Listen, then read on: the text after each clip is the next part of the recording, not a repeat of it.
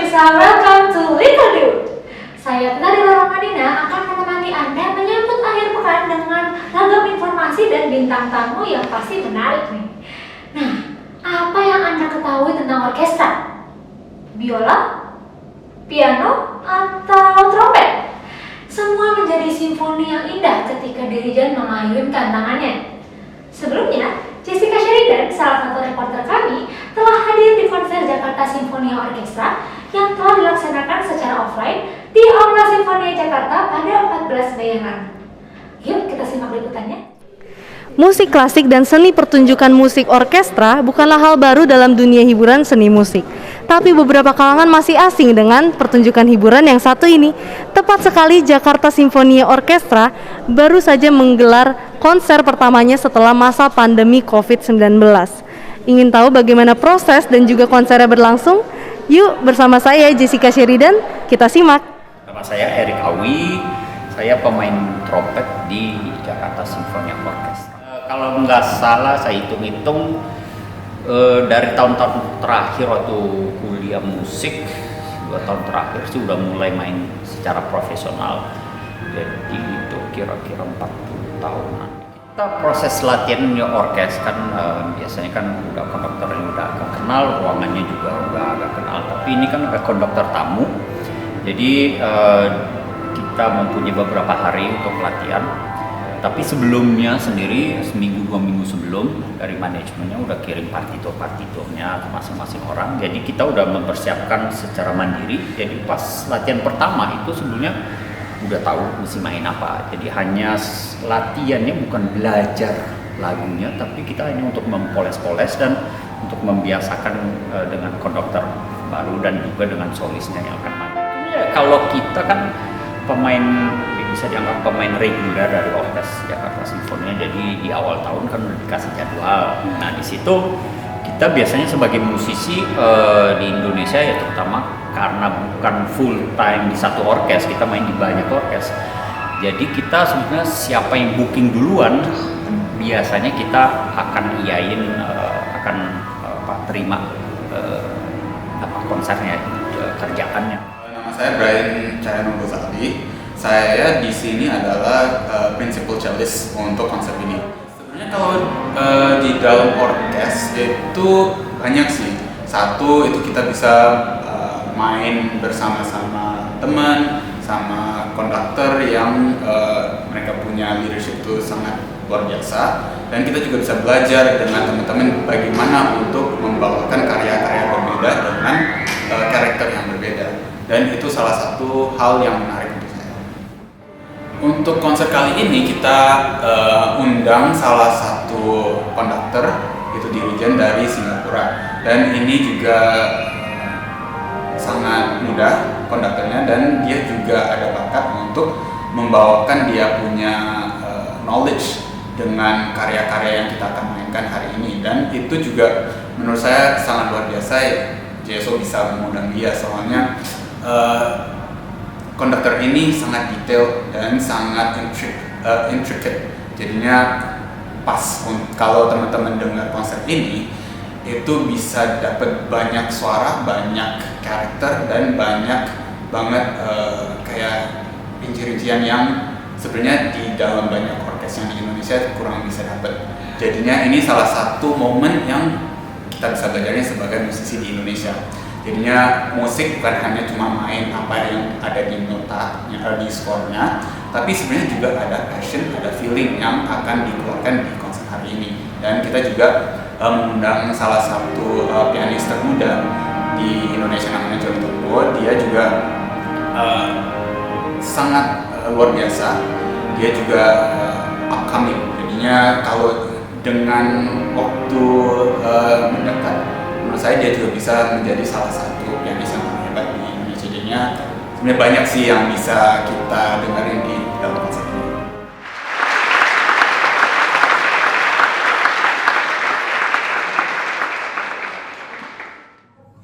Konser Jakarta Sinfonia Orkestra kali ini membawakan Beethoven dan Schumann yang dihadiri oleh sekitar 1.200 penonton dengan tiket yang terjual habis.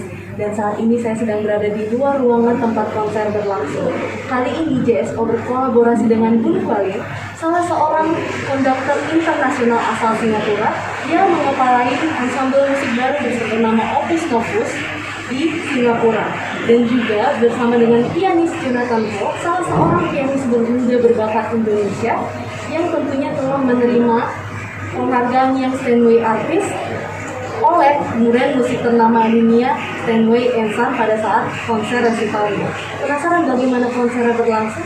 Yuk langsung kita tanya para penonton. Oke, nama aku Bella. Nama aku Isan. Baru pertama kali ini sih sebetulnya. Seneng banget sih ya, soalnya kan kayak New experience banget sih. Jarang banget gitu ada acara konser musik klasik, jadi kayak menarik banget dan kayak malah kita udah sempat ngomong ya. Iya, dan kita nanti ini deh sering-sering, maksudnya nggak iya. Jadi kayak pengen rutin cuma gitu loh. doang gitu. Keren. Aku sampai kayak dari tadi bisik-bisik mulu sama tangannya bingung, itu ada 10 apa ada 40. Iya, dia kayak mainnya Ini bisa begitu. bisa deh, keren banget. Ini pengalaman pertama sih. Iya, buat kita pertama sih gitu. Iya. Kalau menurut aku, dari aku tuh keren banget, mixed feeling banget sih sebenarnya, kayak deg-degannya ada, terus habis itu euforia dari nontonnya tuh juga ada gitu, dan ketemu Jonathan itu bikin keren, bikin nambah euforianya itu sih gitu. Kalau aku emang udah lama banget pengen nonton orkestra ini dan baru kesampaian sekarang, jadi seneng banget. Terus emang suka piano juga kan, jadi kayak wah gitu, keren banget. Kalau dari aku bisa dikasih bintang, misalnya dari 1 sampai 5, aku ngasihnya 5 gitu. Aku 10 deh. Boleh nggak mungkin ada bagian mana yang paling diingat, paling unik tadi kalau pas nonton konsernya? Oke. Gantian? Kalau aku pas bagian itu sih tadi Mas Jonathan, itu keren banget. Pas bagian dia apa sih ngangkat jarinya itu loh, keren banget. Aku suka banget sih. Kalau aku yang bagian Bohemian itu kan yang lagu pertamanya, part pertama itu udah dinanti dari lama, pas dengerin lagunya untuk di sini langsung itu keren banget sih. Sebenarnya ini kan kita masih pertama kali, jadi kita masih awam, tapi waktu pertama kali kita lihat, wow, keren banget. Oke, ini sebenarnya salah satu bucket list kita ya. Iya, benar. Buat nonton. Jadi kita udah incar dari lama sih. Terus sebelum lebaran udah lihat-lihat juga di Instagramnya. Terus ya udah kita mutusin pas nih waktunya kita datang deh ke sini. Wah, keren sih dari sisi suaranya itu kedengaran jelas banget di tiap-tiap alat musiknya juga, terus kemudian dari venue-nya juga keren banget sih, jujur aja. Demikian liputan yang bisa saya berikan. Dari Jakarta, Jessica Sheridan, Kelly Stefani melaporkan untuk Little Do. Oke, tadi kita juga sudah menyaksikan nih gimana serunya konser Jakarta Symphony Orchestra yang diadakan di Aula Simfoni Jakarta kemarin. Dan sekarang kita udah terhubung nih sama Kak Jonathan Ko yang kemarin main di konser tersebut. Halo Kak Jonathan. Halo, apa kabar Kak? Baik. Bagaimana denganmu? Baik juga, puji Tuhan, alhamdulillah.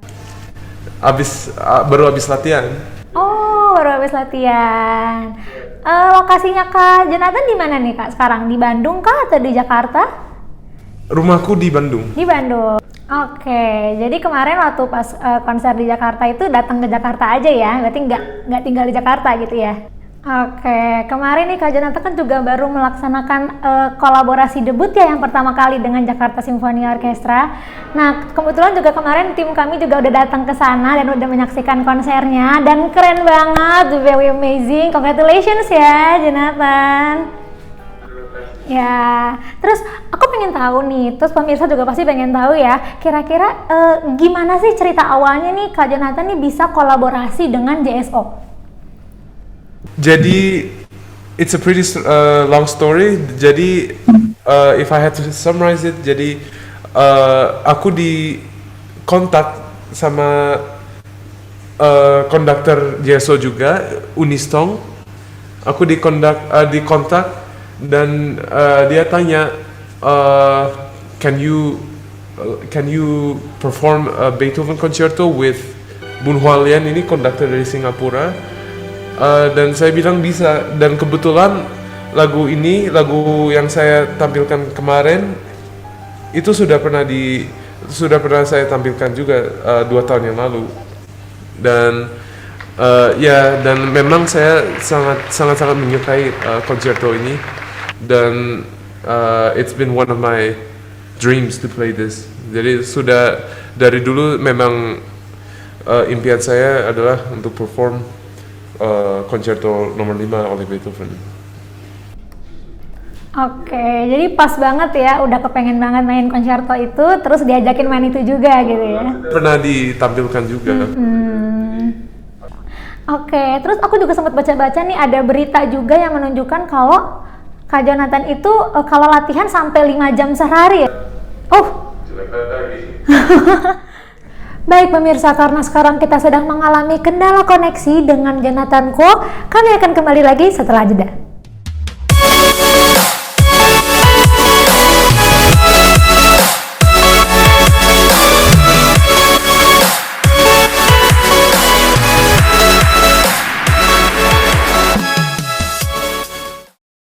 Oke pemirsa, sekarang kita sudah kembali terhubung dengan Kak Jonathan Kuo karena tadi sempat ada kendala sedikit ya, tapi nggak apa-apa. Sekarang kita udah bertemu kembali. Nah, aku mau lanjutin nih Kak. Dari yang biasanya Kak Jonathan ini kan latihan 5 jam per hari selama pandemi gitu kan. Nah, is there any difference saat Kak Jonathan ini mempersiapkan untuk konser JSO yang kemarin? Sebenarnya tidak ada perbedaan antara persiapan dengan konser sebelumnya. It's just the same preparation. There's nothing different about it. Tapi ya kali ini lebih banyak beban sih memang karena karena konduktornya adalah konduktor kelas dunia. Ya, konduktor orang Singapura yang kelas dunia, dan ini merupakan debut saya dengan JSO, dengan Jakarta Symphony Orchestra, and yeah, this is my debut, dan tentu feelnya sih beda dengan persiapan konser sebelumnya. Benar sih, pasti pressure ya, apalagi kan Bun Hua Lian itu kan kelas dunia gitu istilahnya ya. Karena kan iya pasti kan lebih lebih pressure gitu. Oke. Terus aku mau nanya juga nih, ada nggak kesulitan yang lebih spesifik nih yang dihadapi Kak Jon ketika mempersiapkan buat konser kemarin? Jadi sebenarnya konser ini ada beban tambahan, bukan cuma karena konduktornya kelas dunia, tapi juga karena anggota di orkestranya adalah beda, dan mungkin chemistry ya antara saya dengan pemain orkestra harus lebih terjaga karena pemainnya baru dan kita harus lebih saling tahu. Ya intinya sih chemistry yang lebih sulit dari sebelumnya. Oke. Nah, tadi kan juga Kak Jon ini juga udah bilang kalau sebenarnya pengen banget kan bawain Beethoven Concerto itu kan. Nah, kedepannya nih Kak Jon ini udah ada rencana tampil lagi nggak? Atau di konser kedepannya gitu? Atau kegiatan apa nih yang kira-kira lagi disiapin sama Kak Jon ini? Ya, Juli ini aku ada kompetisi di Italia, di Valtidone, di dekat Milan. Dan di bulan Agustus aku punya 2 recitals, aku punya 2 konser recital solo, dan itu akan dilaksanakan di Malaysia, di University UCSI, dan di Singapura, di Steinway Gallery Singapura. Oke, semoga semua lancar dan sukses ya Kak Jon ya. Amin. Aku juga pengen nanya nih, kira-kira kalau dari Kak Jon sendiri apa sih yang beda pas lagi recital solo sama pas lagi bareng-bareng kayak di JSO gitu? Kalau dari persiapannya atau dari gimananya gitu? Ada kemiripan dan ada kebedaan juga. Mungkin kemiripannya ya adalah ya harus hafal lagunya dan harus latih detail-detail di dalam lagu itu banyak sekali, sama aja dengan di konser solo. Tapi ya perbedaannya ada di aspek kebarengan dengan jadi harus latihan bareng dengan orkestra juga tentunya, dan tidak terlalu banyak kebebasan kayak waktu perform solo. Mungkin nggak sebanyak kebebasan kalau lagi perform dengan orkestra ya.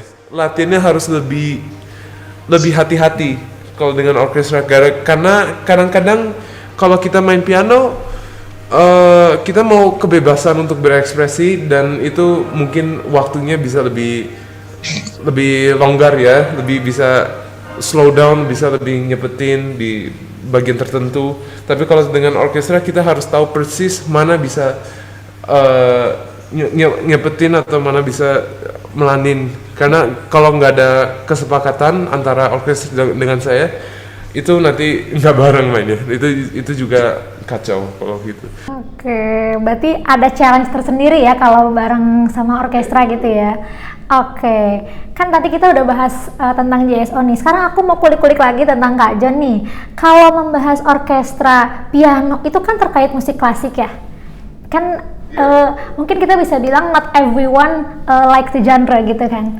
Aku mau nanya nih kira-kira, ya kan? Nah, sekarang aku mau nanya nih sama Kak John ini. Yang bikin Kak John ini fall in love with piano, fall in love with classical music itu apa?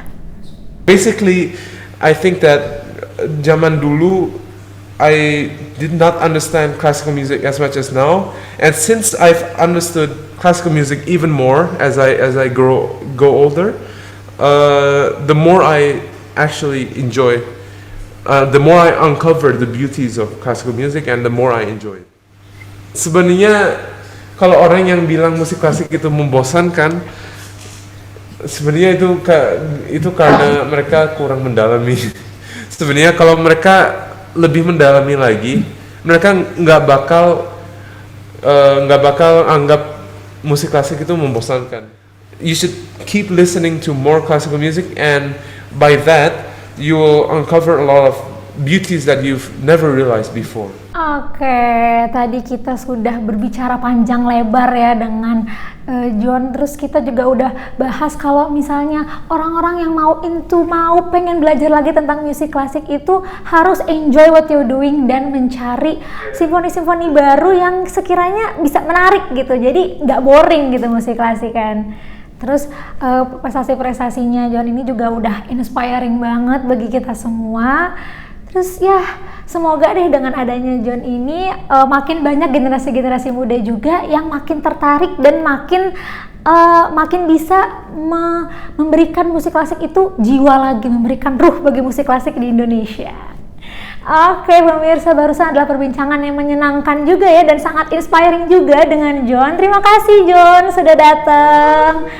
Dan oke pemirsa, jangan kemana-mana juga karena setelah jeda satu ini kita juga akan ada orkestra lain nih yang kira-kira dia nih juga akan kita kulik lebih jauh tentang gimana latihannya dan tentang orkestra itu deh.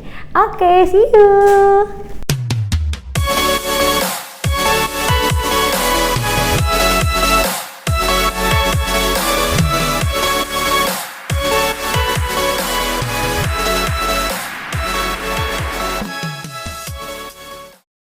Baik pemirsa, sekarang kita akan lanjut ke narasumber selanjutnya nih yang pasti nggak kalah menarik juga.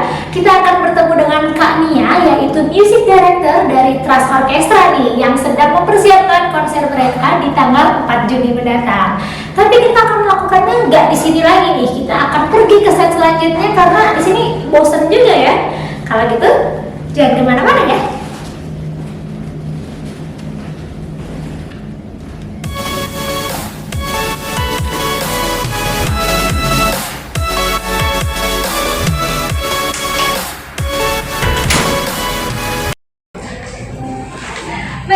Nah, di segmen kali ini kita udah bersama Kak Natania Karina yang seorang music director di Trust Orchestra sekaligus pendiri dari Anante Music School. Nah, nggak hanya memperoleh gelar doktor di bidang musik nih, Kania tuh juga sering tampil sebagai di orkestra di berbagai negara. Ya kan Kak? Halo Kak, selamat siang. Halo siang. Oke, gimana nih kabarnya Kak? Kabarnya baik, sehat. Puji Tuhan kayaknya paling penting sekarang sehat ya. Betul banget. Oke, aku mau nanya dulu nih, akhir-akhir ini Kania sedang ada kesibukan apa aja Kak? Oke, kalau kesibukan sih seperti biasa, sibuk mengajar, tapi mungkin yang istimewa ini 2 minggu lagi, tanggal 4 Juni, atau kalau di digital streaming platformnya sebenarnya tanggal 3 sih, jadi satu hari lebih cepat. Itu Trans Orchestra mau melaunching album Simfoni Orchestra perdana. Oke, aku juga udah lihat-lihat sih Kak di Instagram. Thank you. Aktif juga di Instagram ya kalau Trans Orchestra ya. Oke, kalau Kania sendiri, gimana sih akhirnya bisa membangun Andante Music School dulu deh? Oke. Itu gimana Kak ceritanya? Ya, kalau untuk Andante sebenarnya mimpinya sederhana banget, sama pada mungkin Andante ini udah masuk tahun ke-14 atau ke-15 gitu, udah cukup lama. Kita punya mimpi, kita pengen punya sekolah musik yang cukup serius karena sekolah musik ini biasanya bagi dua nih, antara yang serius banget atau yang sekedar untuk hobi aja gitu. Kita pengen something in between, jadi orang bisa mengembangkan hobi mereka, jadi tetap ada sisi fun-nya, tapi di satu sisi kalau mereka juga tertarik mau menjadi musisi, kita juga bisa memfasilitasi. Oke, kalau dari Trans Orchestra sendiri Kak, itu gimana tuh? Kalau Trans Orchestra itu sebetulnya awalnya berawal dari orkestra komunitas dulu. Kita orkestra komunitas waktu itu sama 10-12 tahun lalu itu belum terlalu banyak ada orkestra, khususnya orkestra remaja ya. Kalau orkestra profesional tentunya sudah ada, maksudnya Mas Adi dengan private orkestra, itu sudah banyak. Tapi yang mau berkiprah untuk anak muda, youth orkestra itu memang belum terlalu banyak gitu. Dan pada saat itu kita beruntung punya tempat untuk latihan, kita punya anak-anak yang mau maksudnya berlatih bersama, dan beruntung juga ketemu mentor dan sponsor yang tepat. Trinity Optima sebagai salah satu label musik paling besar di Indonesia waktu itu berkomitmen, oke, kita mau mendukung kalian, kita jadi proyeksi SR-nya mereka, dan dari situ ya udah jalan terus sampai sekarang sih kira-kira. Oke, berarti Trans Orchestra itu pelatihan sehari-hari di sini berarti? Latihan sehari-hari di sini, jadi home base-nya itu di Andante, tapi ini karena pandemi situasi jadi sedikit berbeda, jadi kita harus agak sedikit putar otak gitu, karena situasi pandemi kan mengharuskan kita untuk nggak bisa terlalu padat ya, gitu. Jadi harus kita bagi-bagi latihannya, dan memang kalau untuk gabungan untuk sementara ini kita terpaksa harus sewa ruangannya sedikit lebih besar gitu supaya nyaman buat semua orang lah gitu. Tapi home base-nya di sini. Oke, kalau gitu ngomong tadi soal kami ngomongin soal pandemi nih. Selama pandemi ini Trans Orchestra kan pasti kan ada dong saat-saat dimana nggak bisa ketemu gitu kan, karena kan harusnya kan orkestra itu kan bareng gitu Ya, kan. betul. Nah, dari Trans Orchestra tuh nyiasatinnya tuh gimana selama pandemi itu? Itu luar biasa susah sih sebenarnya ya, karena nggak pernah ada textbook yang mengajarkan kita gimana untuk survive pandemi gitu. Jadi kemarin juga error dan trial gitu. Jadi selama pandemi kita memaksimalkan apa yang memang kita bisa, yaitu dengan cara latihan di rumah. Tapi memang latihan di rumah pun juga banyak sekali kendalanya, karena saya rasa latihan bareng dengan latihan sendiri itu beda. Latihan bareng kan seru ya, rame-rame. Latihan sendiri self motivationnya harus besar banget gitu. Tapi kita beruntung 2 tahun ini bisa bertahan, dan itu juga yang menjadi alasan kenapa albumnya kira lahir gitu kan. Nggak bisa bikin live concert, kita waktu itu udah pikir oke, apa yang harus kita lakukan untuk tetap produktif gitu. Dan waktu itu kita ambil keputusan oke, latihan di rumah visible. Dan makanya waktu akhir tahun 2021 akhir tahun ada sedikit celah tuh waktu sebelum Omikronnya naik, itu kan ada sedikit masa-masa lumayan aman, kita buru-buru cepet-cepet ambil kesempatannya, kita rekaman live di periode itu gitu. Tapi sebelum live itu semua latihannya di rumah gitu. Nah, aku mau balik lagi nih Kak ke Trans Orchestra. Kan Trans Orchestra ini kan dia ciri khasnya kan karena anak muda dan remaja gitu kan. Selain itu kira-kira apa sih yang membedakan Trans Orchestra sama orkestra-orkestra lain di Jakarta gitu, di Indonesia deh? Oke.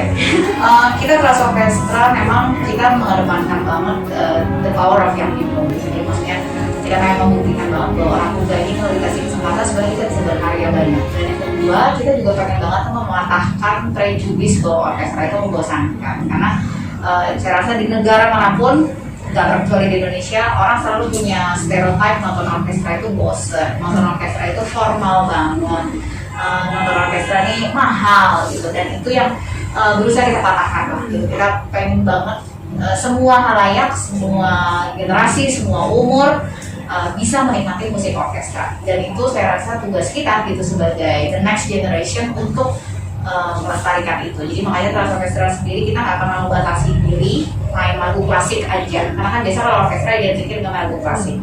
Kita mainin semua, kita main jazz, kita main dangdut, kita main lagu-lagu rock, kita main lagu-lagu EDM gitu. Jadi harapannya yaitu bisa mematahkan prejudis itu bahwa orkestra ini bosen dan macam gitu. Enggak kok gitu, cuma harus diberikan kesempatan aja.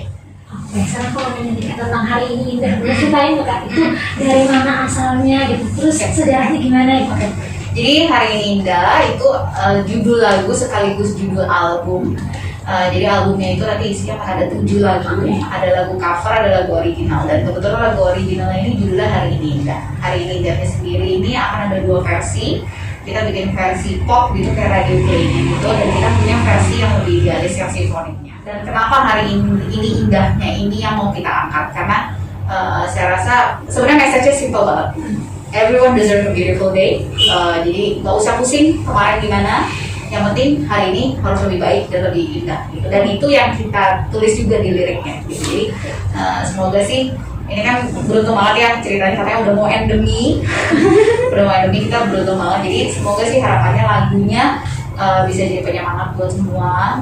Sebetulnya saya rasa orang juga pasti udah capek ngomongin COVID apa segala macam. Jadi kita mau lebih ngomongin soal positivity, mau lebih ngomongin tentang self love gitu, tentang just have a beautiful day lah. Gitu, as simple as that. Betul, oke, bagus banget pesannya ya ternyata ya. Oke, sepertinya kayaknya sampai sini aja pertemuan kita dengan Kania hari ini. Oke, Kania mungkin ada yang mau disampaikan lagi? Nggak ada sih, stay healthy aja. Oke, kalau gitu. Terima kasih pemirsa telah menyaksikan Little Do. Jangan lupa saksikan terus Little Do jam 8 pagi. Terima kasih semuanya. Sampai jumpa.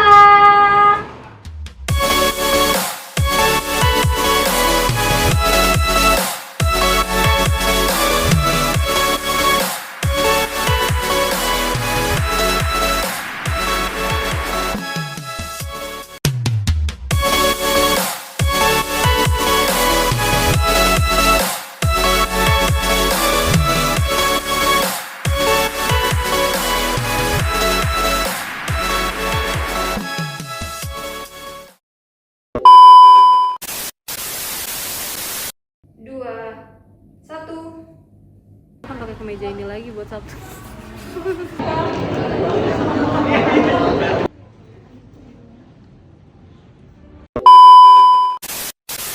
Tes. Oh ini ternyata mesti gini deh. Boleh. Nama saya Brian Cahyono Gozali.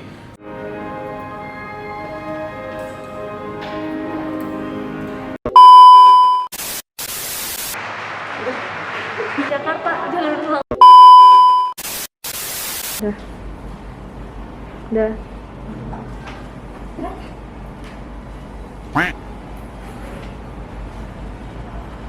Udah. Action. Tara mak jreng. Baik pemirsa, nah di segmen kali ini kita udah bersama Kak Natania Karina yang